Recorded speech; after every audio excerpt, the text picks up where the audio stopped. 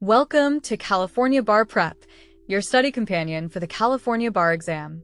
In this lesson, UCC Article 2 Remedies, Risk of Loss, Perfect Tender, Cure, and Installments.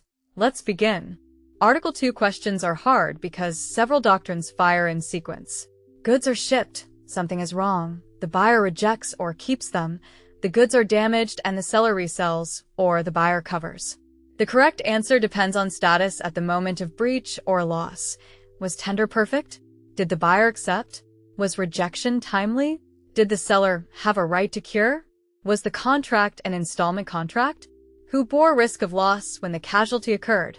Keep the timeline clean. Article 2 applies to transactions and goods. Goods are movable things at the time of identification to the contract. Perfect tender rule. Unless otherwise agreed, the seller must tender goods that conform exactly to the contract. If goods or tender fail in any respect, the buyer may reject all, or accept any commercial units and reject the rest. Cure. A seller may cure a defective tender if time for performance has not expired and the seller seasonably notifies the buyer and makes conforming tender within the contract time. Even after the time has expired, a seller may have a further reasonable time to cure if the seller reasonably believed the nonconforming tender would be acceptable, with or without a money allowance. Installment contracts. In an installment contract, the buyer may reject an installment only if the nonconformity substantially impairs the value of that installment and cannot be cured. The buyer may cancel the whole contract only if the nonconformity substantially impairs the value of the entire contract. Buyer upon nonconforming tender. Reject all. Accept commercial units, and reject the rest. Rejection must be within a reasonable time after tender or delivery, and the buyer must seasonably notify the seller. A buyer who rejects must hold goods with reasonable care for a time sufficient for the seller to remove them. A merchant buyer may have additional duties regarding perishable goods or goods threatening rapid decline in value.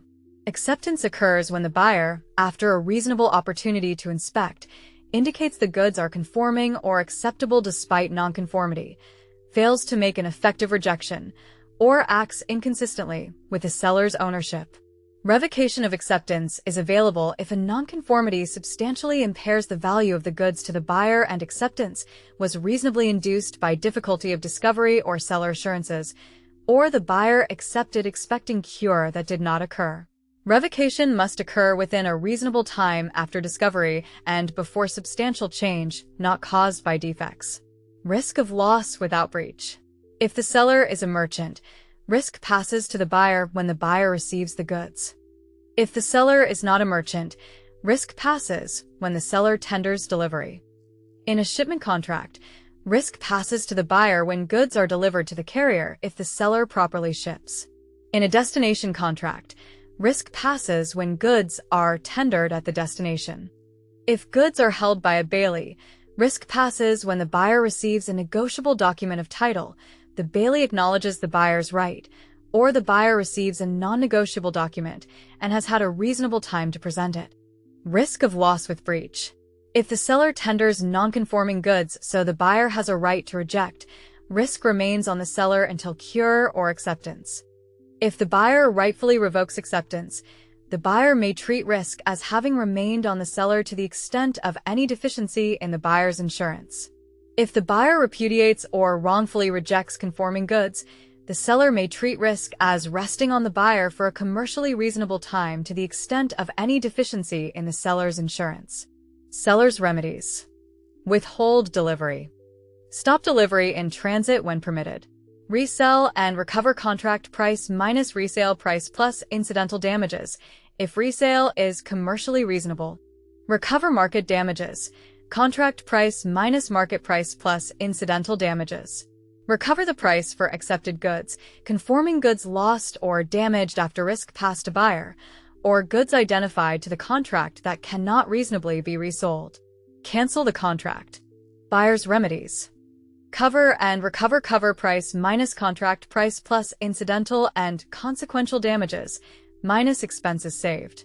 Recover market damages. Market price at time buyer learned of breach minus contract price plus incidental and consequential damages. Specific performance for unique goods or other proper circumstances. Replevin for identified goods when cover is unavailable. Damages for accepted nonconforming goods.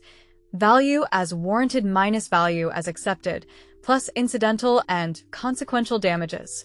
California has adopted the UCC rules governing sales of goods, including perfect tender, cure, installment contracts, risk of loss, and Article 2 remedies.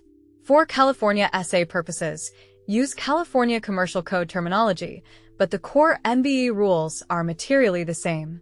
California consumer statutes may create additional remedies, warranty protections, or notice rules, but do not assume them on an MBE question unless the facts expressly invoke California law or a consumer protection statute. Note: the California Bar may test common law contracts and UCC in adjacent questions. If the subject is goods, use Article 2.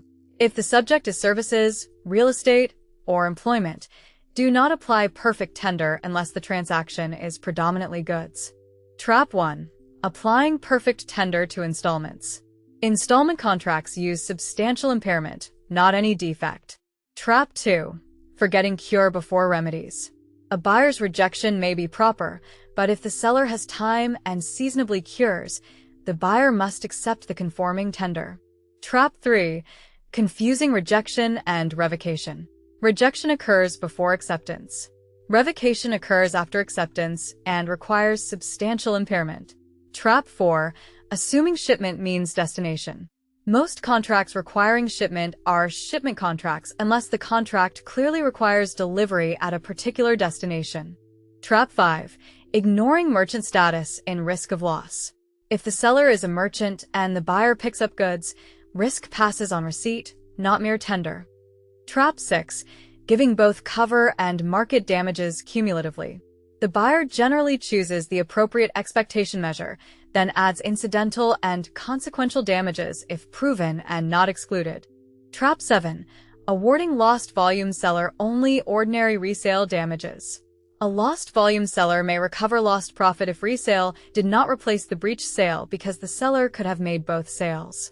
A common fact pattern: seller ships non-conforming goods before the deadline. Buyer rejects.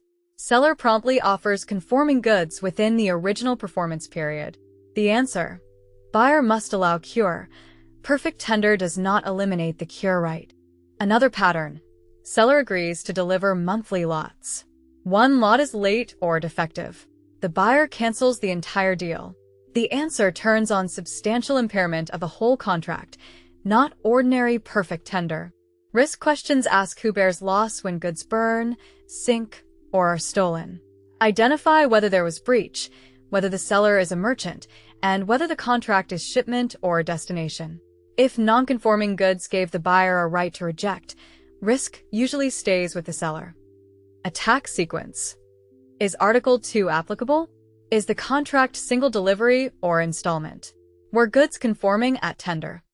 Did buyer reject, accept, or revoke? Does seller have cure? When did risk pass? Select the correct remedy measure. Exam payoff. Article 2 is timeline law.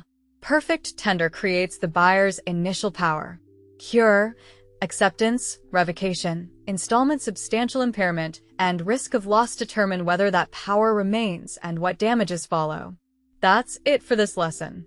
Download California Bar Prep on the App Store for lessons on all 14 bar subjects, practice questions, and essay frameworks.